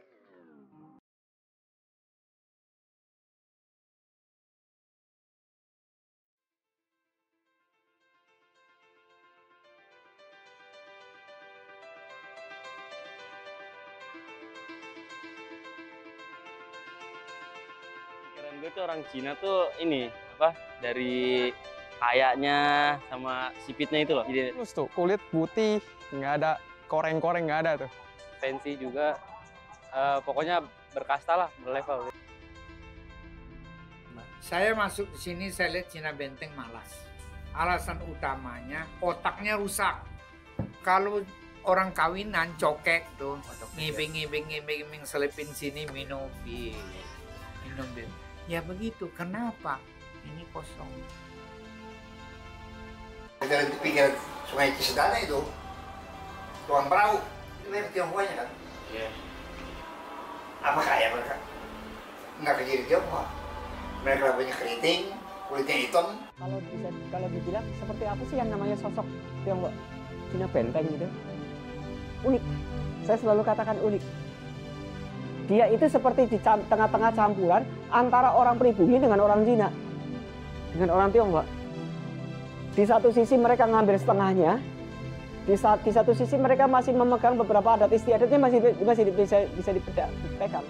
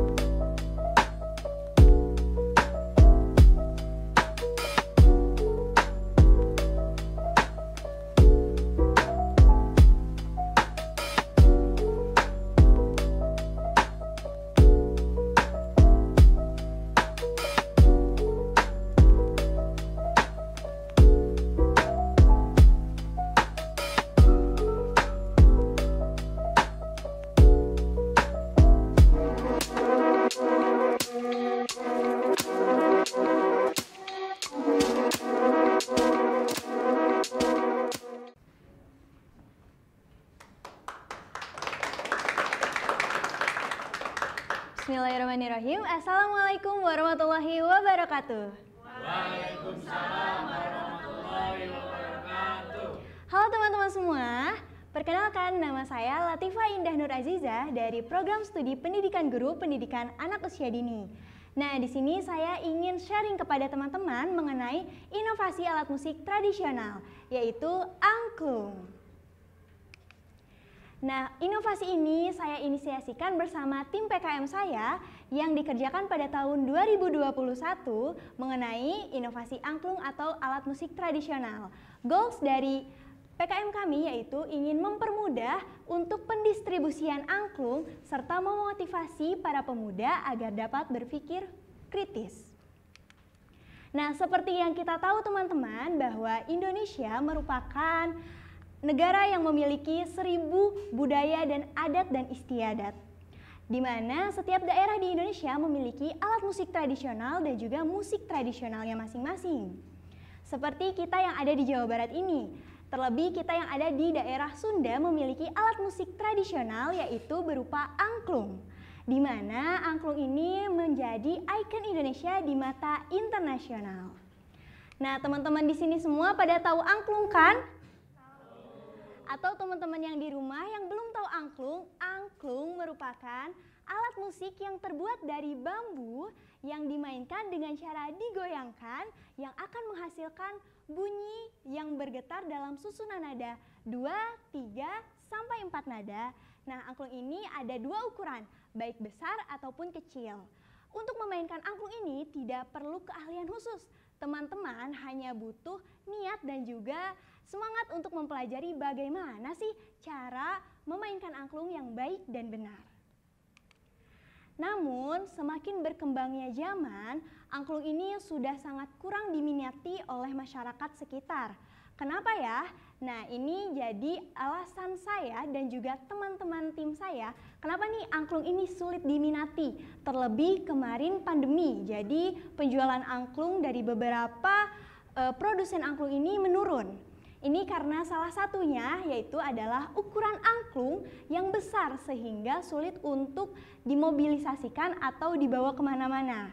Nah, ditambah lagi angklung ini mempunyai desain yang seperti itu saja gitu. Jadi alasan-alasan tersebutlah yang menjadi landasan kami membuat inovasi angklung ini.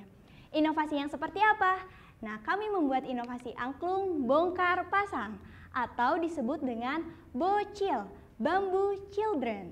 Nah, angklung ini memiliki desain yang sedikit berbeda dengan angklung reguler lainnya. Seperti ini, teman-teman.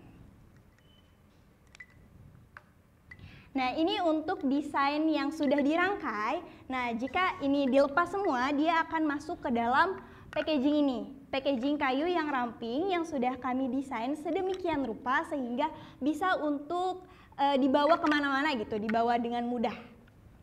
Dan untuk struktur dari angklungnya sendiri ini sedikit berbeda dengan angklung reguler lainnya, karena dia tidak ada batang penopang di tengahnya.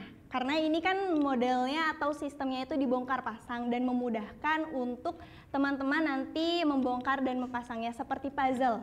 Jadi untuk cara memainkannya juga sedikit berbeda. Tidak seperti ini, karena kalau seperti ini suaranya akan keluarnya itu kurang besar gitu.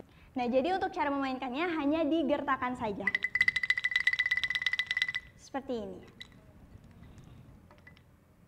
Dan untuk angklung bocil ini atau angklung bongkar pasang ini sudah mempunyai 2 desain, di mana desain yang pertama itu seperti ini, yang ada di sebelah kanan. Nah, desain yang pertama ini kami buat dalam 1 oktav atau 1 tangga nada, namun kami mengevaluasi kembali karena packaging yang digunakan di desain pertama ini terlalu lebar atau terlalu besar gitu. Jadi sepertinya kurang efektif gitu dan juga ditambah seperti mukanya tuh kayak terlalu seram gitu kalau untuk anak usia dini, karena kan di sini goals kami itu selain untuk distribusinya lebih mudah, tapi angklung bongkar pasang ini atau angklung bocil ini bisa menjadi sebuah media pembelajaran di anak usia dini atau di lembaga PAUD, di mana nanti angklung ini bisa menstimulasi berbagai kecerdasan pada anak seperti kecerdasan kognitif, kecerdasan afektif, serta kecerdasan fisik motorik. Nah, jadi kita mendesain ulang dengan desain kedua seperti ini yang ada di hadapan teman-teman. Ini lebih ramping dan juga kita hilangkan bentuk mukanya. Jadi lebih terasa bambunya gitu.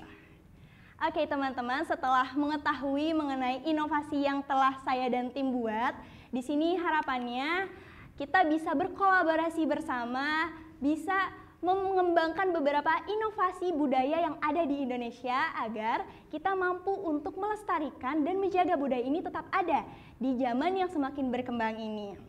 Baiklah teman-teman, sekian presentasi dari saya. Saya Latifah Indah Nur Aziza, terima kasih. Wassalamualaikum warahmatullahi wabarakatuh.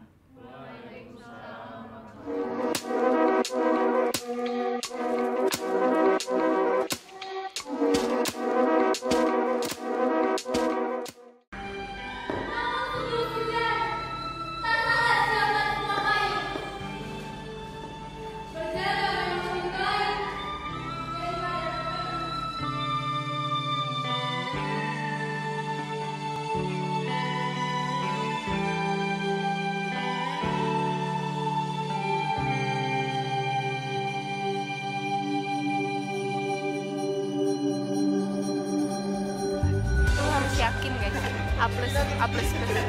Kita tuh logistik sudah berusaha susah payah gitu ya. Segala sound, lighting dan lain-lain. Pecah sih sebenarnya. Rasanya capek, tapi ntar akan terbayarkan ketika kau kaki selesai. FTV. Jangan sampai kalian kelewatan. Jangan kelewatan. Ntar dimarahin Gunawan.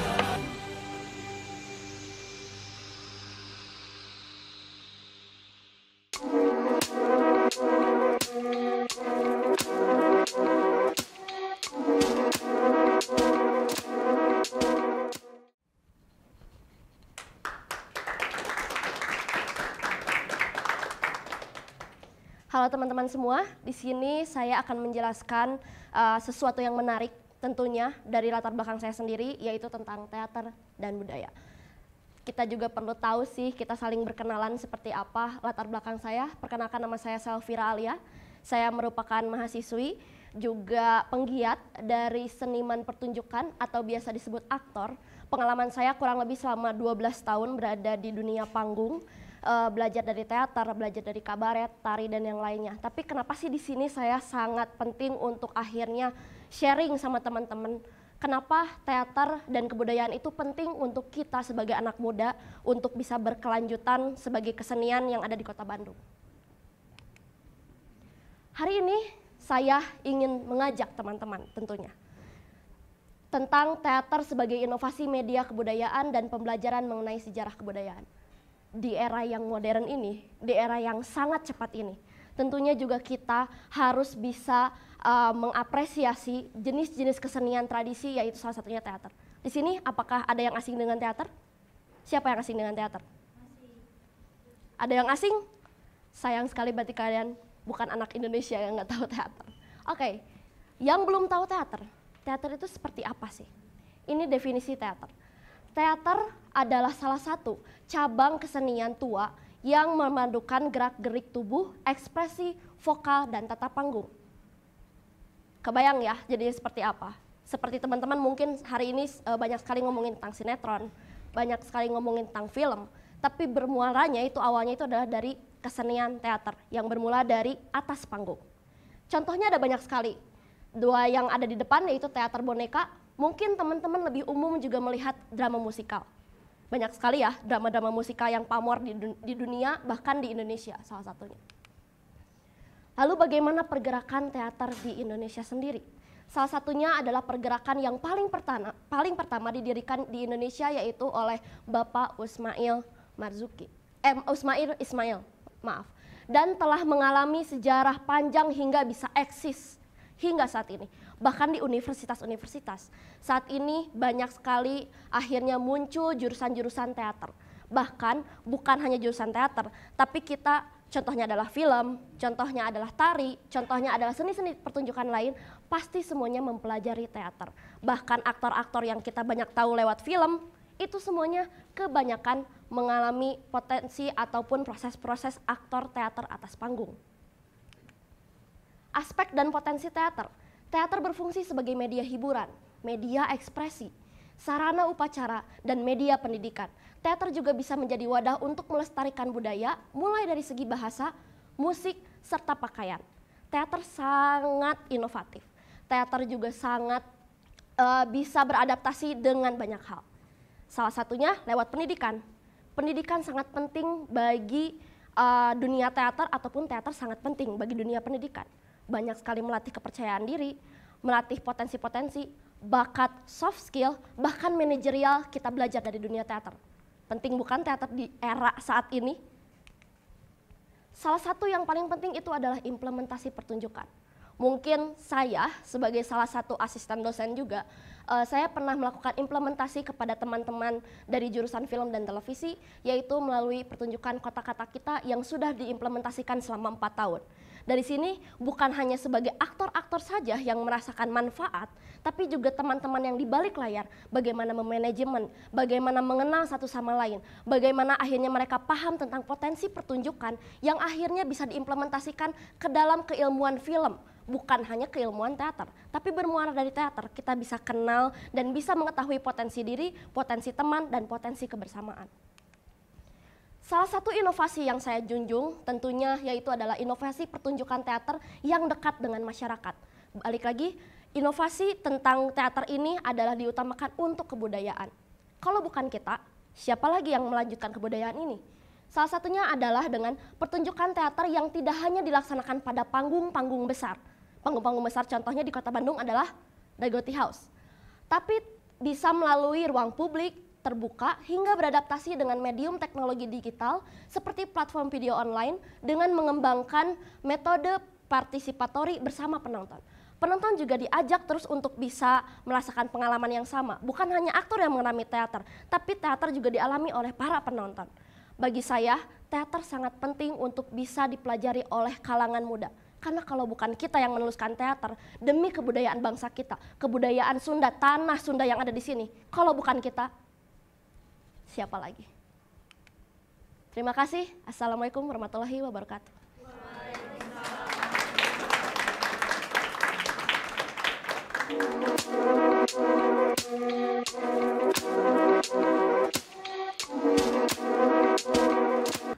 Wow, luar biasa sekali ya teman-teman. Kita beri tepuk tangan dulu kepada keempat pembicara kita pada segmen kali ini.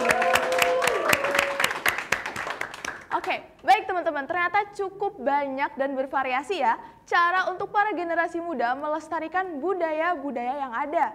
Bisa dimulai dari aspek-aspek yang telah diterapkan di kurikulum sekolah seperti yang tadi dipaparkan oleh Dimas.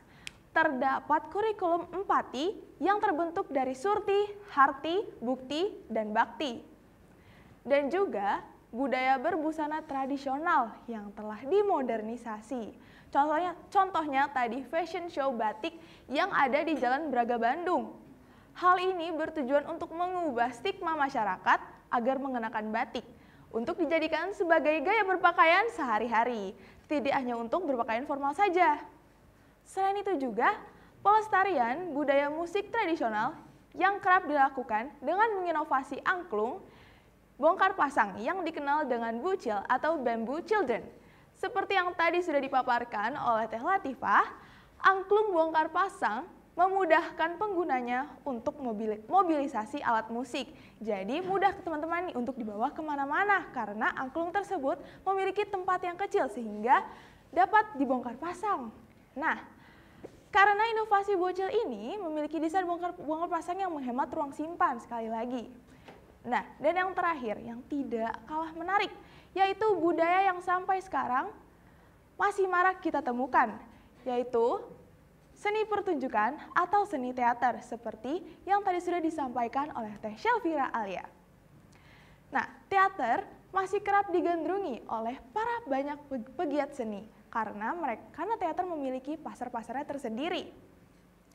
Teater memiliki banyak manfaatnya, yaitu sebagai media hiburan, media apresiasi, media ekspresi, dan sarana upacara. Teater juga bisa loh untuk sebagai media pendidikan di sekolah.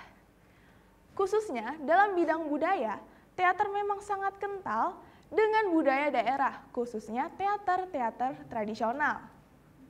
Nah, bagaimana nih teman-teman? Ternyata budaya-budaya tradisional masih dilestarikan loh sampai sekarang. Mari kita semua, khususnya para generasi muda, ikut melestarikan budaya kita dengan cara dari diri kita sendiri. Agar budaya yang sudah tertanam tidak hilang begitu saja, terkubur dengan perkembangan zaman. Kalian tidak mau bukan? Tidak berasa kita sudah berada di penghujung segmen kata kita kali ini.